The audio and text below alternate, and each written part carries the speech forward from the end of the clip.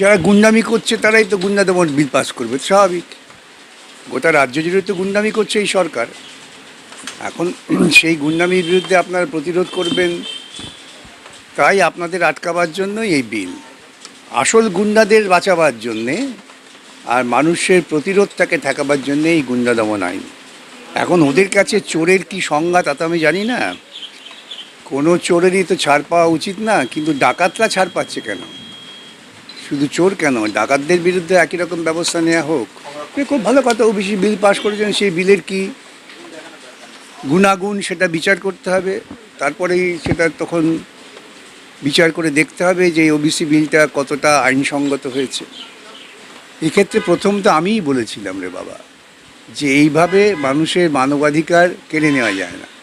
যে অপরাধী তাকে সাজা দাও, কঠোরতম সাজা দাও, কিন্তু তাকে তুমি বিচারের অঙ্গনে না নিয়ে গিয়ে এইভাবে জনসমক্ষে হেনস্থা করা, এটা মধ্যযুগীয় একটা সংস্কৃতি।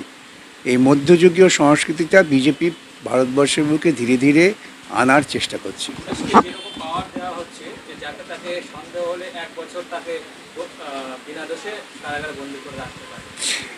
ভালোই হয়েছে, ওরা তো এমনি লোককে কাজকর্ম দিতে পারছে না, লোকজনকে ধরে নিয়ে 1 বছর বিনা পয়সায় খাওয়াবে, এইটাই।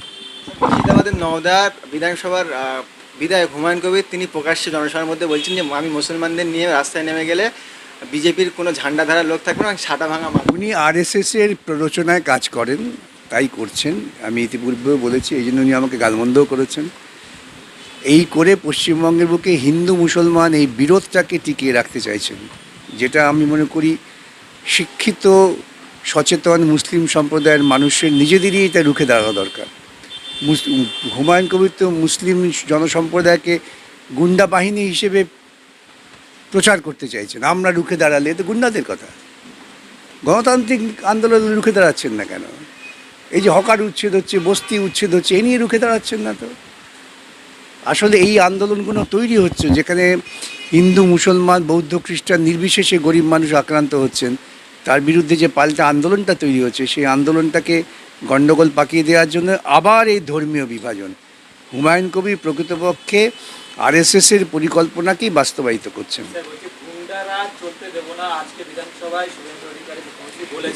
কিন্তু অন্যদিকে এই যে এই রকম ধরনের কথা কিন্তু অনেকেই এবারে ভোট প্রচারে এসে বিজেপি নেতারাও বলেছেন, অসীম সরকাররাও বলেছেন, তারা মহা মুশকিল। উনি বলছেন গুন্ডারাজ, উনি তো বিজেপি রাজ বলেননি।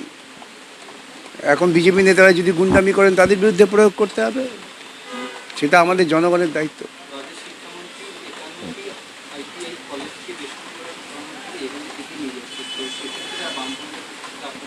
আমাদের পরিষ্কার, ওরা গোটা শিক্ষা ব্যবস্থাকেই তুলে দিতে চায়। এটা আজকে আমি নতুন বলছি না, বহুবার বলেছি। ওদের উদ্দেশ্য হচ্ছে শিক্ষাটাকে একেবারে ধনী লোকেদের সুবিধের জন্য করে দেওয়া। প্রান্তিক গরিব মানুষ, সে হিন্দু হোক মুসলমান হোক বৌদ্ধ হোক, তাদের লেখাপড়া করার সুযোগ ওরা দেবে না। এটা ব্রাহ্মণ্যবাদী দল সবসময়ই উচ্চবর্ণের মানুষের সুযোগ সুবিধে করে।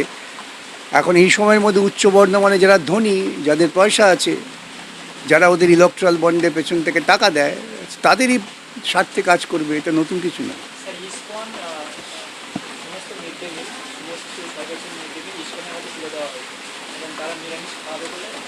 আপনারা তো আসল জায়গাটাই ধরছেন না।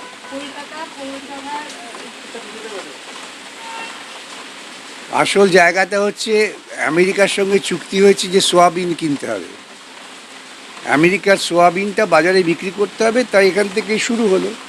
প্রাথমিক ছেলেদের যদি মিড ডে মিলে সোয়াবিন খাওয়ানো, অনেক সোয়াবিন কিনতে হবে। লক্ষ্যটা ওই জায়গায়, লক্ষ্যটা ডিম কিংবা সোয়াবিন না, লক্ষ্য হচ্ছে আমেরিকার সোয়াবিন বাজারে ছাড়তে হবে, এটাই। তারপরে ইসকনের সহসভাপতি তিনি সোশ্যাল মিডিয়াতে বললেন যে যে অপপ্রচারগুলো করা হচ্ছে কোনোটার সঙ্গে ইসকন যুক্ত নয়, বলার পরেই দেখা যাচ্ছে সহসভাপতিকে। ওদের ব্যাপার, ওদের ঘরোয়া ব্যাপার, ওসব নিয়ে দেখছেন না, রাম মন্দিরে চুরি হয়ে গেল কোটি কোটি টাকা। এটা কি মোদির প্রত্যক্ষ মদতে হয়েছে? উনিও পিএম কেয়ার্স ফান্ডের হিসেব দেন না, ওখানে যারা আছে তারা বলছে হিসেব কেন আমরা মেরে দিই। মন্দির মসজিদ গির্জা ধর্মের নাম করে তো লুটপাট হয় চিরকালই, তাই হচ্ছে।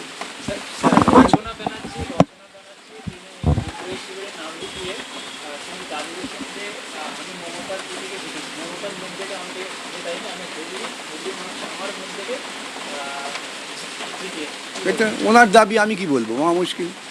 ওর দাবি নিয়ে আমার মন্তব্য করার কিছু অধিকার আছে নাকি? মমতা ব্যানার্জি যে আন্দোলনটা অস্বীকার করছে। সেটা ওর ব্যাপার, ওকে জিজ্ঞেস করুন, স্বীকার করছে উনি, আমাদের মাথা ব্যথা নেই।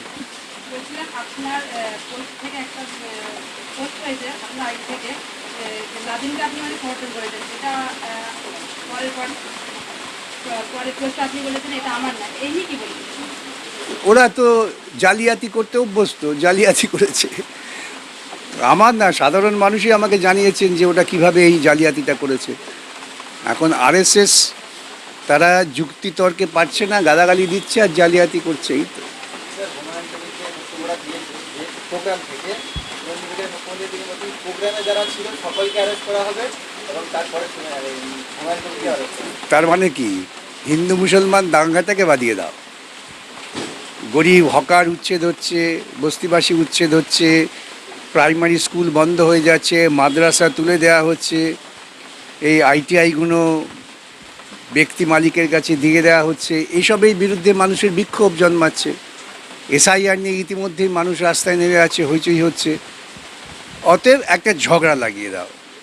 এই সিদ্ধান্তটা যদি আপনারা খুব অনুসন্ধান করেন, দেখবেন শুভেন্দুবাবুর যারা উপদেষ্টা এবং হুমায়ুন বাবুর উপদেষ্টা তারা মিলে করেছে। যেভাবে হকারোচিত হচ্ছে, দেখা গেল পার্ক সার্কাস স্টেশনটা টোটাল গুড়িয়ে দেওয়া হলো, এখন কি স্থগিত থাকবে না আবার? মানুষকে রুখে দাঁড়াতে হবে। আমি জানি না কেন মানুষ লাঠি হাতে নিয়ে প্রতিরোধ করছে না।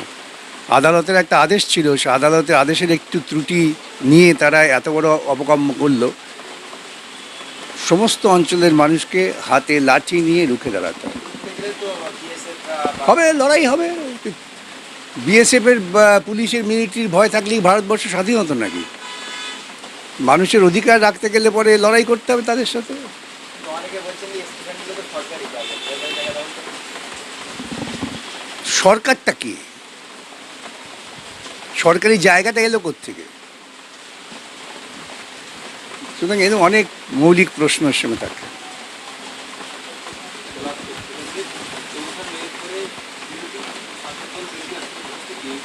তারা এখন বিরোধী করছে পার্টির মধ্যে অভ্যন্তরীণ যে ঝামেলা সেখানে বামফ্রন্ট বিরোধী জায়গায় সত্তা নিজেদের প্রতিষ্ঠা করছে। বামফ্রন্টে চিরকালই বিরোধী। আপনারাই ভুল করে দিদি দিদি দাদা দিদি করেছেন। আজকে আপনারা হারে হারে টের পাচ্ছেন দিদি দাদা কি। বামফ্রন্ট আগেও বিরোধিতা করেছে, এখনও বিরোধিতা করছে। এখন এই যে লড়াইটা হচ্ছে, সে লড়াই তো বিজেপির মুখোশও নেই, বিজেপিও নেই, যা আছে বামফ্রন্ট। সেই জন্য এই গুন্ডা দমন আইন ফাইন চালু হচ্ছে, আর তো কিছু না। স্যার ওবিসি আর এসটিএসসি নিয়ে যে আইনটা চালু হয়েছে, তা কতটা মানে আমি না দেখে বলতে পারবো না, না দেখে বলতে পারবো 17 জন বিধায়ক সেখানে বিপক্ষে ভোট দিয়েছে, তার মধ্যে আপনাদের বামের এসব ঠিক আছে, দেখতে হবে। কোনো আইন সম্পর্কে বলতে গেলে সে আইনটা না দেখে বলা যায় না। স্যার সামনে জ্যোতি বসু তাঁর জন্মদিন পালিত হবে, আপনার বার্তা কি? আমরা সব চিরকালই জ্যোতি বসু তার মৃত্যুর পর তার জন্মদিন পালন করি। জ্যোতি বসু গবেষণা কেন্দ্র আমরা ধীরে ধীরে জনগণের দেওয়া অর্থের ওপর দাঁড় করিয়ে তৈরি করছি। গবেষণা হচ্ছে বিভিন্ন ক্ষেত্রে। তিনি একটা বহুমুখী কলার মানুষ ছিলেন, তাকে নিয়ে চর্চা হওয়া উচিত। ভারতবর্ষে প্রথম তো এমন দৃষ্টান্ত হয়েছে যে সব রাজনৈতিক দল জ্যোতিবাবুকে প্রধানমন্ত্রী হওয়ার জন্য অনুরোধ করেছিলেন এবং তিনি সেটা প্রত্যাখ্যান করেছেন পার্টি সিদ্ধান্ত অনুযায়ী। এই দৃষ্টান্তগুলো তো সাধারণ মানুষের কাছে তুলে ধরা দরকার। নীতিবোধ কাকে বলে, নৈতিকতা কাকে বলে, যৌথ সিদ্ধান্তের কি গুরুত্ব, ভুল হোক ঠিক হোক, যৌথ সিদ্ধান্তে এইসব জিনিস তো শিক্ষণীয়, এগুলোই তো প্রচার করতে হবে। স্যার আগে আমরা দেখতাম সিপিএমের আমলে তখন এত হিন্দু মুসলিম বা সম্প্রদায়ের মধ্যে দাঙ্গা ছিল না, মানুষের কর্মসূচি করা ছিল। কিন্তু সেই জায়গাটা দাঁড়িয়ে এখন যে পরিস্থিতি দাঁড়িয়েছে যে সবসময় কিন্তু আপনারাই খুশি হয়েছেন তো। মমতা ক্ষমতায় এসে ইমাম ভাতা চালু করলো, তখন সবাই খুব উল্লসিত। তখন কি গালাগালি খেয়েছি আমি, কি ইমাম ভাতা মামলা করে বাতিল করেছি আন্দোলন। সেদিনই বীজটা বপন হয়েছিল। এটা বুঝতে হয় যে সংখ্যালঘু সম্প্রদায়ের মানুষ তারা সংখ্যায় লঘু, উল্টো দিকে সংখ্যা গুরু সুবিধেটা তারা পেয়ে যায়। এই এতদিন হিন্দু মুসলমান করে করে দেখলেন না, বিজেপি বলছে মমতা মানে মুসলমান, মমতা বলছে আমি একমাত্র মুসলমানদের রক্ষা করতে, এই করে ভাগাভাগি হয়ে গেল। ভাগাভাগির ফায়দাটা কে লুটলো? বিজেপি লুটলো। সংখ্যালঘুদের একটা রিজার্ভেশন তো থাকে বা কোটা, কিসের রিজার্ভেশন? সংখ্যালঘুদের সংখ্যালঘু আবার রিজার্ভেশন কি? সংখ্যালঘুরা তার সম অধিকার, এই রিজার্ভেশন করে করে আরও সর্বনাশ। তার সম অধিকার রিজার্ভেশন কাদের? যারা যুগ যুগ ধরে পিছিয়ে পড়েছেন, এসসি এসটি ওবিসি, এদের রিজার্ভেশন। যারা সামাজিকভাবে চিরকাল লাঞ্ছিত হয়েছেন তাদের জন্য রিজার্ভেশন।